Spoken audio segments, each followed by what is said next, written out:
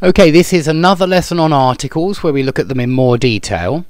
Now, the first two concepts to be associated with the definite article were uniqueness, which was really proposed by Bertrand Russell, that when we say the, we mean there's only one, there's some kind of uniqueness about the, it's this one and not any other one, it's the one and only. And that was also the topic of familiarity was also brought in by a guy called Christofferson, and I think this was a Danish linguist or philosopher, and he claimed that it's actually about familiarity, that the listener knows which one when he's talking about the definite article, or perhaps the sentence tells us which one, because sometimes you might say that, well, the listener doesn't know which one, but the sentence actually implicitly states which one. Now, actually, although this works for a lot of different examples, it certainly doesn't work for all examples, and there are a number of problems with these two definitions. And so whether we go with Bertrand Russell or Christofferson, we still have problems. And so I hope to show that with these examples here, and this topic of existential clauses, we're going to go into it next lesson, but I want to show again something which might be called the definiteness effect, where nouns and even adjectives seem to influence whether we use an article or not, or how definite the article is. So here are some problems. He took the bus to London. Now, first thing to say very clearly is, yes, we can say he took a bus to London, and it just means something different. It changes the meaning. A bus to London means one of many. Yeah, there were lots of buses to London that day, and he took one of them. So it refers to a particular, I would argue, it refers to a concrete object in the real world which took him to London, but it was one of many concrete objects in the real world. When we use the bus, then we're referring to the mode of transport. Now, you remember from previous lessons I've mentioned that when we use the with buses or trains or planes, it can mean the mode of transport, and so this is certainly possible as well. Now, the problem is when we say that the mode of transport, it's neither familiar nor unique.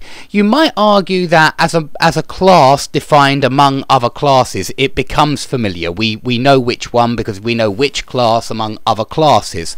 Okay, if you want to argue that, or if you want to understand it like that, that's great. But it would be a problem for some people perhaps to understand that. Let's look at the next sentence. The lift will take you to the second floor. We would never say a lift here, even if there are many lifts. Well, I suppose you could say a lift. Yeah, you could in some situations, depending on the conversation.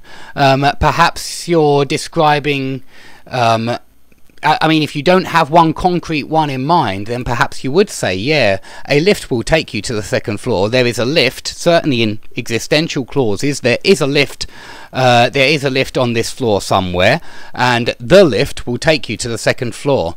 So yeah, I mean, I don't want to say that's impossible. You could say a lift will take you to the second floor. Nonetheless, we often say the lift, and it doesn't necessarily refer to only one, and it's not necessarily familiar to us. It's not necessarily we know which one it is, or the listener knows which one it is. So again, it's a problem. Look at the next example. He was shot in the eye. Now here I think we're talking about the body part, and so it's a bit like a class among other classes. It's a bit like the bus. It's a body part. Okay, but it isn't really, we don't know which eye, so it's not familiar to us which one, and it's not the one and only one in the world, and so it seems perhaps strange, and I can understand that a lot of you would think that should be he was shot in an eye, but it never is. It's always he was shot in the eye. Even if we don't know whether it's the right or the left, still we always say the eye, and I suppose it's a bit like a mode of transport. It's a body part, and so it's one class among other classes, one organ among other organs. Okay, we were sitting on the bank of the river. We don't know whether it's the left-hand side or the right-hand side, but we still say, we never say we were sitting on a bank of the river, or very rarely. But I must admit, if we did say that, if we did say we were sitting on a bank of the river, then it makes it sound like we don't remember which one, or something like that. It's a bit weird. And so because we remember which one and it's firm in our heads, I think we'd normally say the bank of the river. And I really do think that's the reason why, because we have the memory of it, and that kind of makes it concrete. It sounds strange to me to say we were sitting on a bank of the river. It sounds like you're trying to emphasize that you don't know where exactly. Okay, I went to the bank to take some money. We always say the bank, and I suppose it's because you mean my bank, and that's really, like I said earlier, with possessive pronouns, they become very definite possessive pronouns, and because it's kind of like my bank. I suppose you could argue this one as well. He was shot in his eye. It's pretty obvious it was his eye, but he does have two. But yeah, anyway, you could have two banks. Most people do have 2 or 3 banks nowadays, but still we'd usually say the bank. And so I really understand your confusion, and I agree it's a problem with these two definitions. Okay, look at these ones. I was listening to the radio, I was watching TV. Well, a lot of people would say that that's just daft, that you need an article with the radio but you don't often with TV, and I completely agree. And so here what we're seeing is that the noun, like the internet, for example, we normally always say the internet, although a lot of people in speech might say, do you have internet where you live?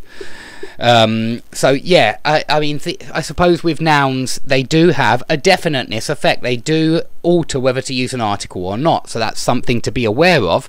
And have a look at these. With the right or the wrong, I can't think of a situation when you can say he took a wrong pen from me. No, he took the wrong pen from me. Maybe he was supposed to take the black pen and he took the red pen. Yeah, and we would certainly say he took the wrong pen from me. Now, I don't think we know which one here. I don't think that there's only one, but it seems to me like the adjective here, right and wrong, are making it definite. They're actually meaning that here we do need a definite article. Now that certainly doesn't happen with all adjectives, it just happens with some, but there seems to be a definiteness effect where the adjective is altering how definite the article is. So something to be aware of. And yeah, I hope going through these problems hasn't confused you anymore. I hope it's made it a little bit clearer, if anything, but I hope to go through into more detail on this definiteness effect in the next class. If you have any questions about this, please put it under the video. Please put them under the video, and I hope to see you all soon.